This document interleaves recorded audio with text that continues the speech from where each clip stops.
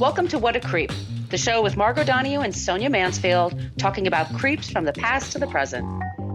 This is your quick guide to the biggest creeps, jerks, assholes, and losers, the best of the worst. From two nice ladies who want the world to be a little less creepy.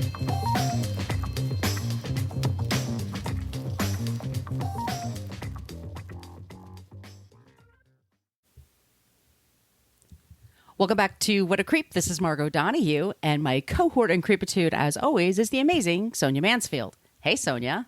Hello, my friend. Hello, my friend. We are the podcast that talks about creeps from the past to the present. Today, we are talking about a present-day creep, but before we get into that, just to let you know, we use salty language in this program, so if that is a problem for you, you will probably want to listen to another show. Just putting that out there. We do have a basic Facebook page. We don't check it very often. We're much more interactive in our Facebook group. You have to type in What a Creep podcast group in Facebook. It's really the only reason either one of us goes to Facebook, really, nowadays. It's true. You have to answer 3 questions in order to get in, and you have to kind of behave yourselves and not be an asshole. And we just keep it nice and light in there. Yeah. It gets a little salty sometimes, but nothing too terrible. But that's where we're the most Correct. interactive. We are on Twitter at CreepPod because somebody had What a Creep for 10 years and never used it. Creep. We are on we are on Instagram at What a Creep Podcast. And we have an old-timey email. What a Creep Podcast at gmail.com. Yikes. What am I telling you guys? The heat finally broke here. Yay! Margot got to go outside today, y'all. I went out for a long walk.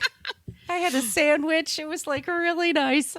Anyway, What a Creep Podcast at gmail.com. In all of those places, you can send us your suggestions for creeps and non-creeps. And if you would like some stickers, send us an email. And wherever you are on the planet of Earth, we will send you some stickers. Sonia, do you want to tell them about the website? I guess. No, it's at whatacreeppodcast.com, and it's everything you ever wanted to know about our podcast, but we're afraid to ask. I mean, there could be a lot of things you're afraid to ask. I assume, but maybe I shouldn't do that. There are links to all of our episodes, including our sources for each of those episodes, because we source each episode. We're not making this shit up. We're not pulling it out of our ass. Oh, I'm swearing again. I'm so sorry to the people that don't like the salty language. Should we release a Kid Bops version of our podcast? Fuck no. On our website is also a link to our merch shop where you could get T-shirts and mugs. I'm drinking out of my Damn It Max mug right now. You could get tote bags. I have one of our tote bags. They're great. And there's also a link to our Patreon page. You want to tell them about that, Margot? Yes, I do. We have our first 5 seasons, correct? Up on our Patreon wall. Those are the first 5 seasons of our show. Plus, we put out 2 bonus episodes a month. We just put out our first yesterday for August. We also put out a newsletter every month. It's just a way to help us support the show. One way, by the way, to help us get our sources. Like we said, we subscribe to so many news organizations and subscriptions and all that good shit. So that's a way to do it. And we want to say thank you to Lacey, Quinn, and Dave. And I've reached out to everybody. When you do sign up, I always say, if you want some stickers, I'm happy to send them out to you, but nobody got back to me. So check your spam folder for that. Also for the newsletter, if you did sign up for your Patreon page, please do that. But once again, you know, if you want some stickers, whatacreeppodcast at gmail.com. Yes. Also, if money is tight, and Sonia and I totally understand and get that, just, leave a review for us wherever you get your podcasts. And we'd like to thank the people who left us a 5-star review in iTunes. 32100, Zzon6870, and Samantha Lee 81. Thank you all so much. Thank you. And the people who send us some reviews on Good Pods. We've been like up in the top 10 for Good Pods lately. Thank you so much for that. Which is so cool and so amazing. And we've been doing really well in iTunes as well. So everybody, thank you so much. We really appreciate it. Y'all are the best. You are the best. love You doing wanted the best. show. You get the best. Yes. You're the best around. Nothing's ever gonna keep you down.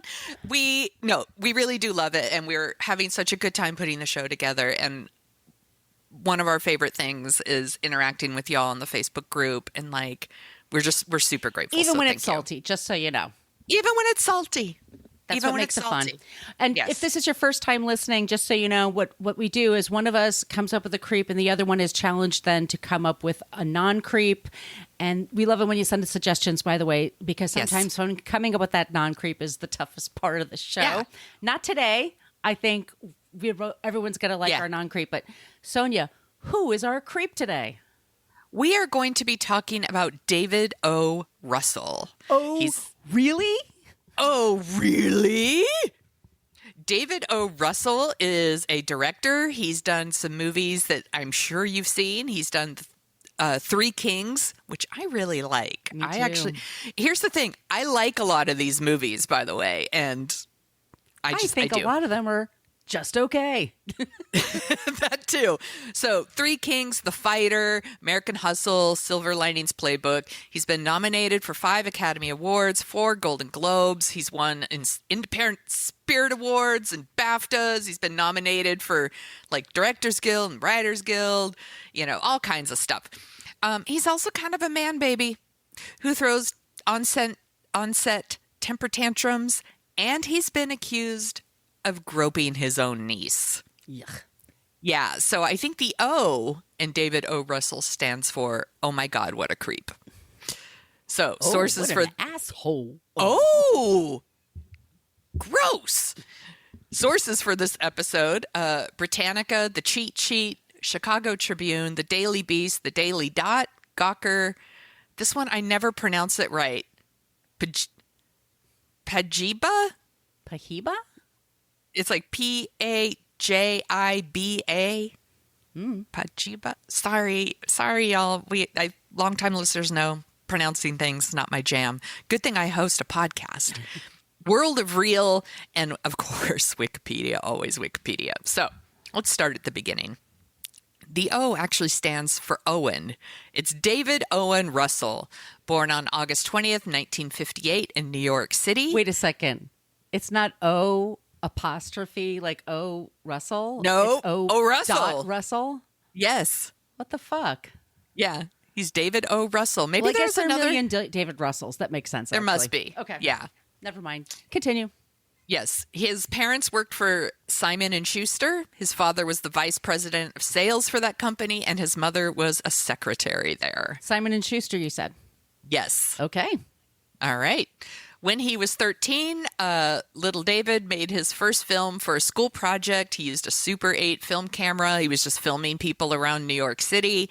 Teenage David super loved movies. His favorites were Taxi Driver, Chinatown, Shampoo, typical stuff. Right. Probably had a Scarface poster on his wall, just, typical. But he really wanted to be a writer. He started at the high school newspaper. He wrote short stories. In high school, he was voted class rebel. Ooh. Where did he go to high school? Somewhere in New York. I forget. Were you voted anything in high school? No, we moved a lot, so I was kind of shy. Yeah, I actually very shy in high school. I also was not voted anything. People probably didn't know who I was. He went to Amherst College in 1981. He majored in literature and political science. And after there, he worked as a progressive political activist in Boston. So he used to canvass and raise money. He used his film expertise to document bad housing conditions and things like that to help fundraise for progressive candidates. He made his first documentary short about the Hispanic immigrant community in Boston, and this got him a job at PBS, where he worked on the show Smithsonian World. Oh, I used to like that show. Yeah. He did a few movie shorts, including one called, this is a great name, Hairway to the Stars, and it starred Betty Davis and William Hickey. Oh my goodness.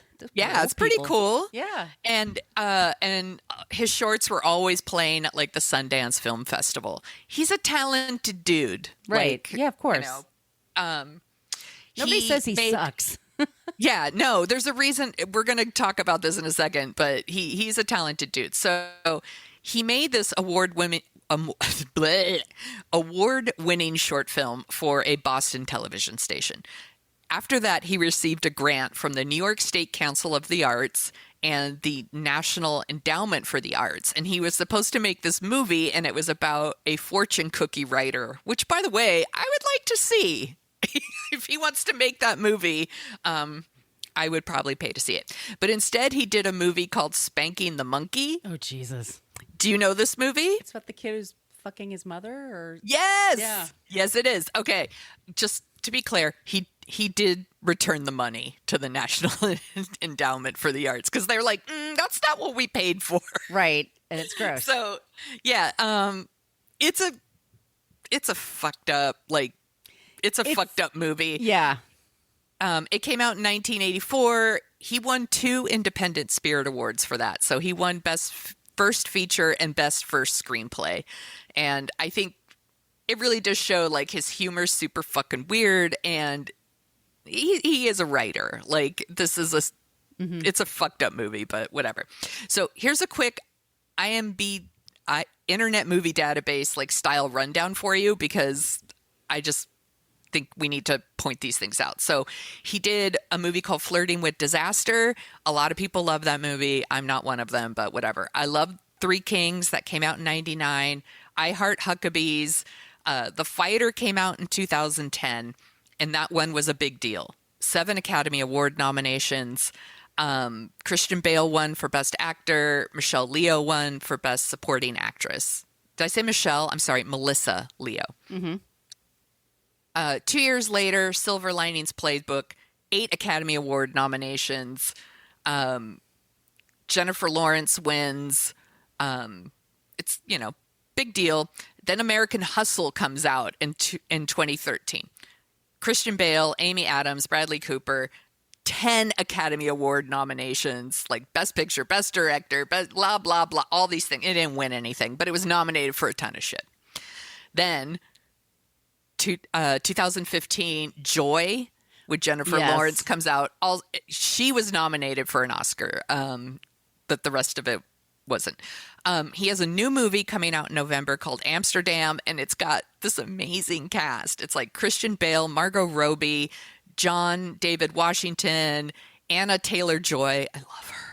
Like Zoe Saldana, Michael Shannon, we love him. Timothy Olyphant, like Taylor Swift, Robert De Niro's in there.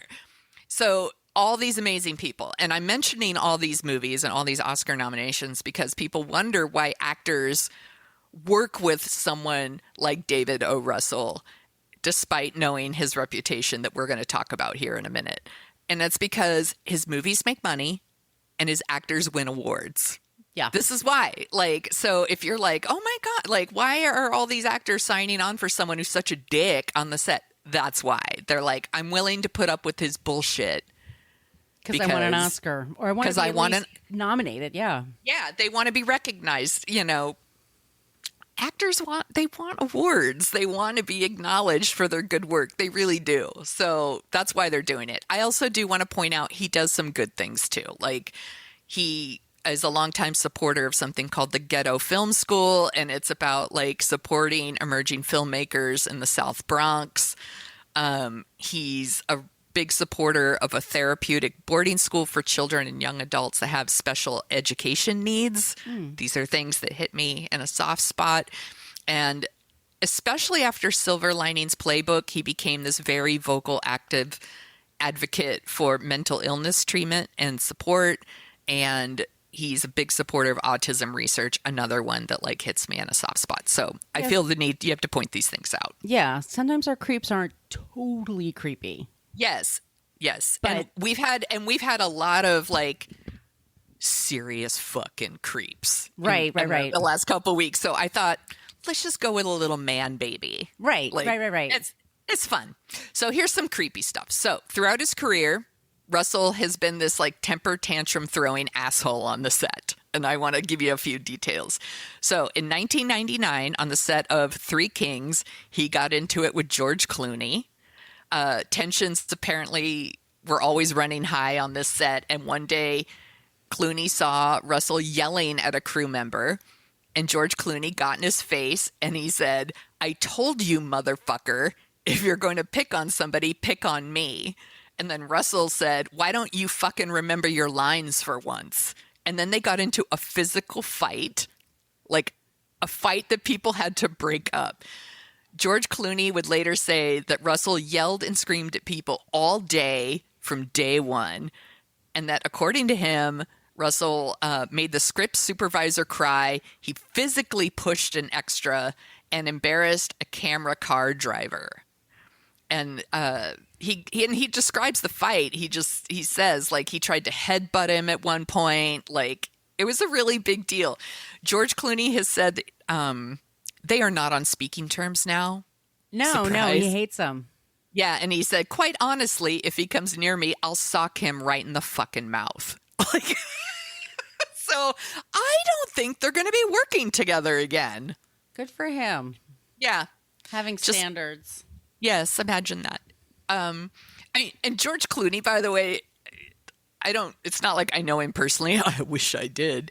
But he seems to have a very good reputation as being like a really nice guy on the set. Like, I've only met him once and he was lovely. Oh my, like, he's so hot. Anyway, one time Russell assaulted director Christopher Nolan. They were at a party in Hollywood. Apparently, Jude Law had been cast in I Heart Huckabees and that he was going to leave that production and instead go do The Prestige with Christopher Nolan. And Russell put Nolan in a headlock. Like, What? not as a joke. Like, really. Like, Give him physically. noogies? I guess I'm like, he physically assaulted him and demanded that the director like show, quote, artistic solidarity and give up Jude Law so that he could do Huckabees. Law went back to Huckabees. He never mentioned the project to David O. Russell ever, but everyone in Hollywood knows this story. And apparently, David O. Russell was so shitty to Jude Law on the set of I Heart Huckabees that he had like a minor breakdown while filming. So he never worked with David O. Russell again. I believe he has not. But he Correct. was embarrassed into doing it after Yes. he offended Christopher Nolan. Yes. Yeah. Ay, ay, ay. I have some stories about Jude Law, but I'll tell you two off the air. Ooh. I've also heard some things about Jude Law. So here, 2004, there's the time David O. Russell called national treasure Lily Tomlin a cunt on the set of 2004's I Heart Huckabees. You can find the videos on YouTube. It's everywhere. He pushes all these papers off a desk and he yells at her and he's like, "I'm trying to fucking help you. I'm not here to be fucking yelled at. I've been working on this for 3 years and I'm not going to have some fucking cunt." And he kicks a trash can. Like, people are ducking out of the way.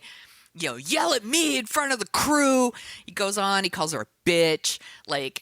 And that she needs to act like a, quote, fucking grown up. Meanwhile, he's throwing a tantrum. He's Right. acting like a baby. The video I watched, she's totally calm. Yeah. And she's like, "We need to get some insurance on this director." Like, she's fine. She eventually, like, we're looking like 10 years later, she's doing interviews. She's worked with him on a couple of things since then. And she's like, "I was very stoic in my suffering," is what she said, but that they have overcome it. Wow. I know. I don't know why she ever worked with him again after that. I don't either. And I feel bad for everyone on that set. Yeah, because some like- of the people looked really terrified. Like, Yeah. because he really fucking freaks the fuck out in those videos. We should He post does. something in our Facebook group. You should. That's a good idea. Yeah. That's a good idea. It's all over YouTube, but I can post something. So in 2011, he assaulted his own niece. So this story has made the rounds again, and it's what put him back on my radar because I somehow missed this story the first time. So in 2011, he's at the gym with his niece, Nicole Peliquin, and she is transgender. So they are at the gym together and they're working out, and he offered to like help her with ab exercises, and she was like, sure. And then they were chatting about like her transition and things like that, and he felt her up. He like felt up her breasts and all this stuff. And he admits to doing it, by the way. Like, he doesn't even deny it.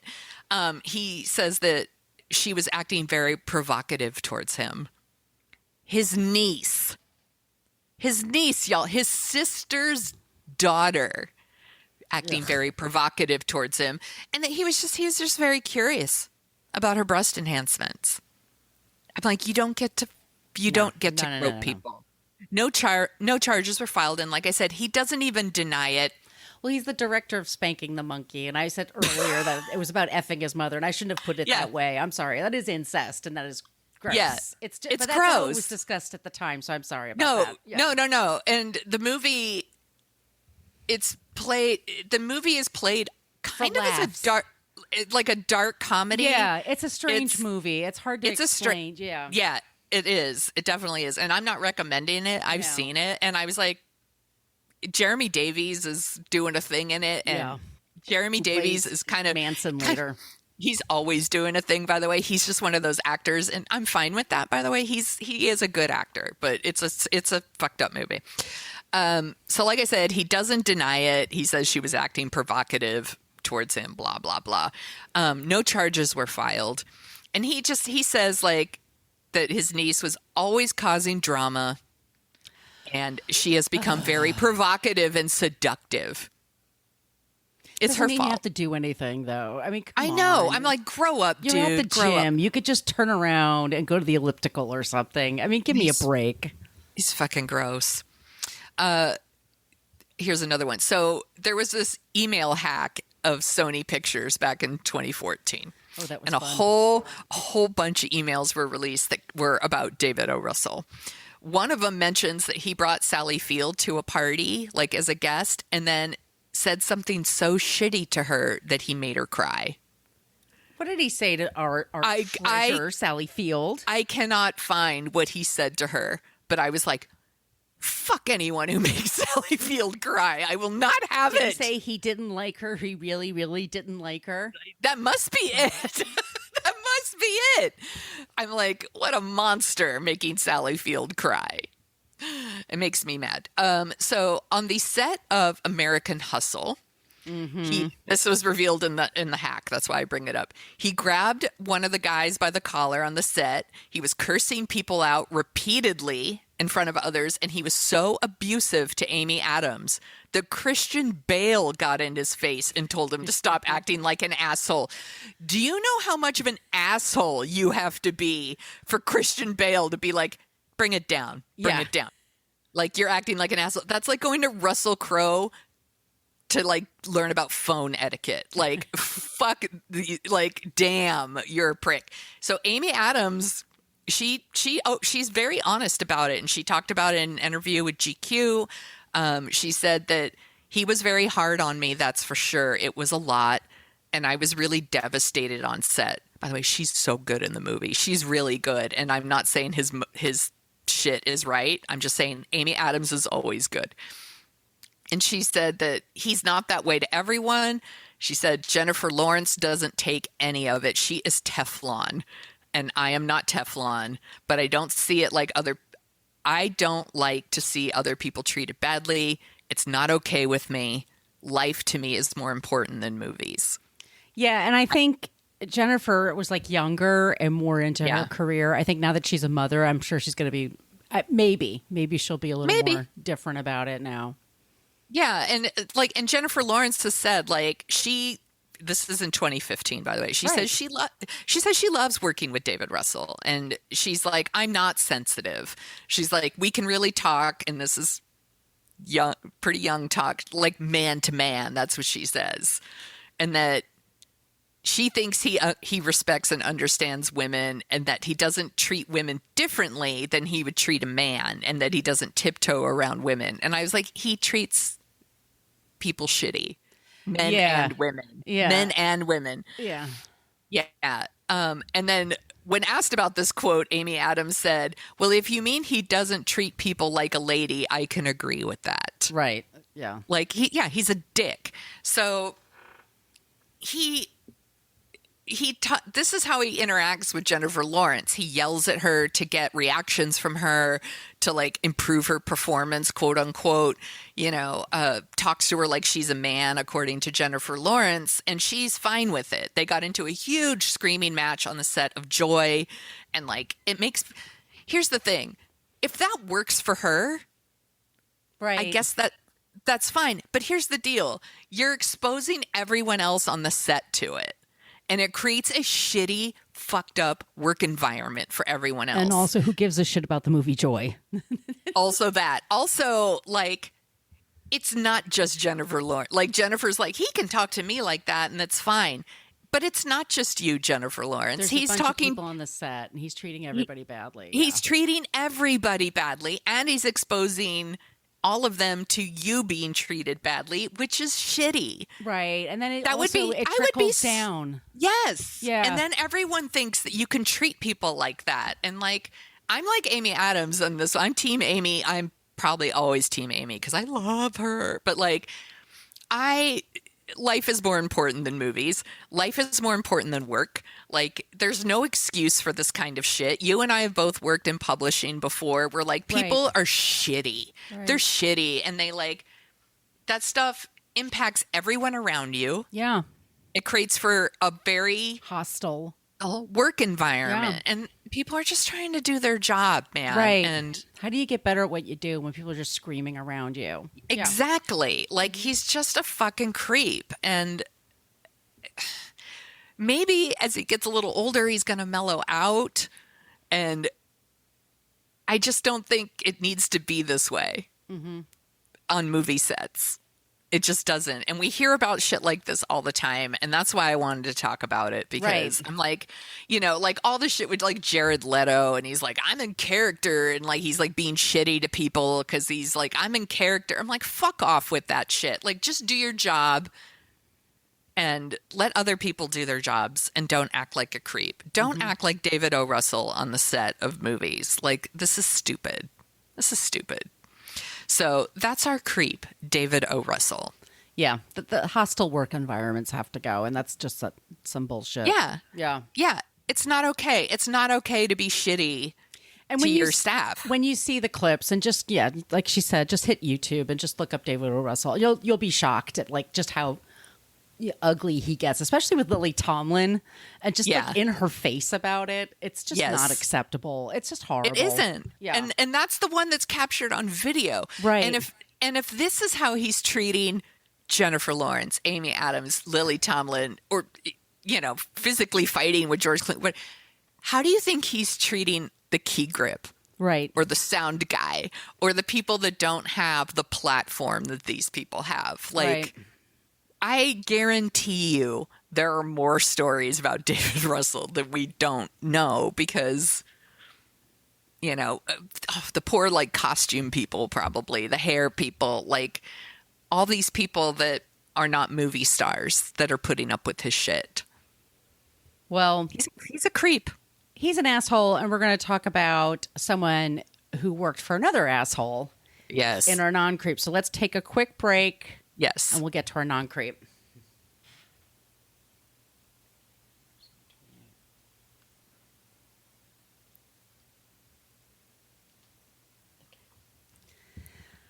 All right, Sonia. Do you know who Jennette McCurdy is? Yes, I do. Who is she? An actress. Who's she? Who dis? Who dis? She was on iCarly? Yes. There you go. She was born June 26, 1992, because we are old, in Long Beach, California. She was a huge star with Nickelodeon. She also had a show with Netflix a couple of years ago. She's been a working actor since she was a child. She was a part of a whole system that her mother basically put her up in auditions, and she supported her family. Her father wasn't really very much in her life. She pretty much had to help pay the bills since she was a child. She also had a recording career. I mean, it's pretty... We've heard these stories over and over again the last 20, 30 years. Like, there's some kids that hit it and they hit it big. She put out a book. iCarly went off the air. It was Ariana Grande was a big star, and also Miranda Cosgrove were big stars that she worked with. And one of the things was that Dan Schneider was the person that was in charge of all these shows at Nickelodeon. We hope to do a show about him one day. There are a million blind items about him out there. Yes. We'd love to do a story just about with blind items, but we really can't. So we'll just talk about Jennette and what we can talk about, which is that she refers to him as the creator in her biography, which is called, I'm Glad My Mother Died. This book was released by Simon and Schuster, which is why I brought that up before. This past Tuesday. It did so well. The physical book is sold out. Like, they have to go to a second printing. This is the first week. This never happens anymore in this world. I mean, it's still available on an ebook and the audiobook. But if you want to get a copy, or you want to get a copy from your library, it's going to take a while, just to tell you. And I got a copy myself, and I also got the audiobook because I loved it so much. She's been through so much in her life. She's been through a lot of abuse from her mother. Her mother was a person who went through cancer, who went through her own, let's say, religiosity. Her mother was a Mormon. Got it. Went through a lot of different religions, but Mormonism was the one she tried to stick with, and she tried to put her daughter through that. Jennette went through the whole child star system, and also, she put Jennette through the whole eating disorder system, which also becomes a part of it for a lot of people. And Jennette's just been through the ringer, and she's come out of it as somebody who's, in recovery. You're never over things. Right. She's only 30 years old. She's still kind of coming through the other side.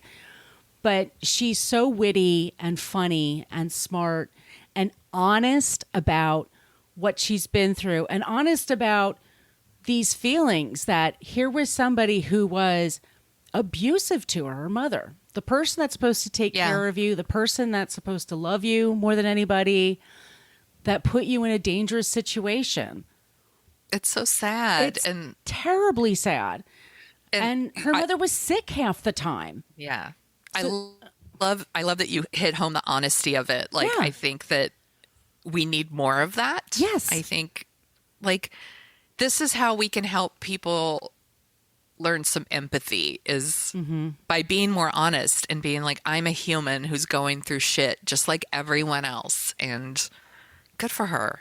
You and I, off the air, have conversations about the high road. Yes. And the high road is really filled with a lot of bullshit sometimes. It's filled with a lot of I'm fine.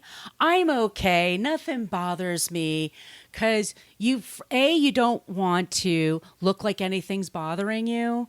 Yeah. There's that aspect. And also, you don't want to make somebody else look bad. And people make you feel guilty for making somebody else look bad. Yes. There's also a toxic positivity attachment to it. I have so much good going on for me that this one thing, I really shouldn't let this one thing bother me because I have so many other amazing things. And it's it can be both. Yes. You can be grateful for those things and realize that thing is fucked up. And it's okay to call out bad behavior. It's okay to call out bad behavior. It's okay to know that, yes, you had a great success in a career that most people would kill for. Yeah. And hate it.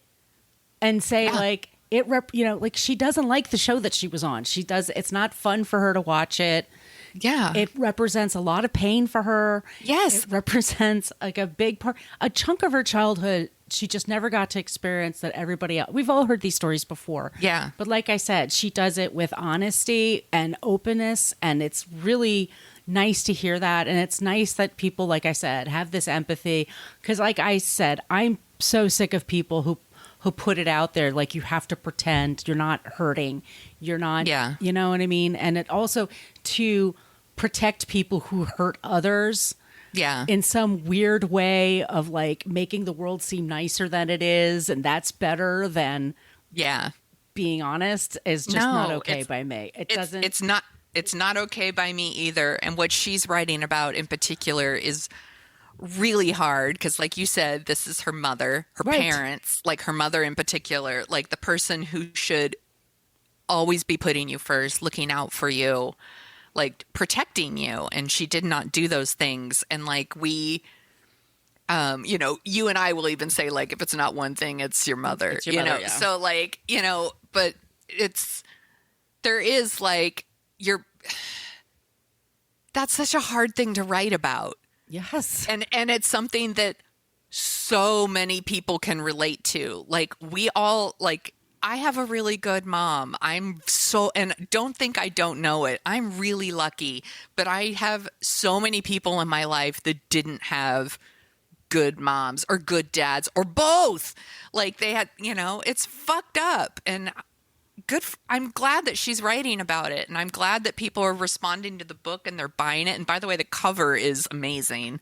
I went and looked at the cover and I was like, this is why people want the physical copy, because it's a really good cover. It's an amazing cover, and it's such a zeitgeist. Like she's really hitting a time where people can handle that truth. Her mother died. Her mother was 40 or 41 when she died of cancer. Like I said, the woman had cancer like half her life. Yeah, and they can never fix anything. And Jennette felt bad, but at the same time, Jennette couldn't heal until her mother was gone. Yeah. And unfortunately, that's what had to happen for her to even get to even partly becoming the person she is now. Yeah. And that's just the way it is. And so, and people, you know, because people have to be shitty. Like there's some people on Twitter like, how dare you talk about your mother that way, and how dare you, you know, and in case of emergency, clutch pearls. Exactly. It's such bullshit. And it's okay to say, you know, you're struggling, and it's okay to say that, you know, this makes you feel better, that you know, this is part of your healing. And that, and that you miss your mom, even though she was terrible. Yeah. Like that's okay too. It's complicated. Yeah. It's also complicated. It's not just a Facebook status, y'all. Things are complicated. It's hard. Relationships are very hard. Yes. And almost everybody has trauma, has things they're going through.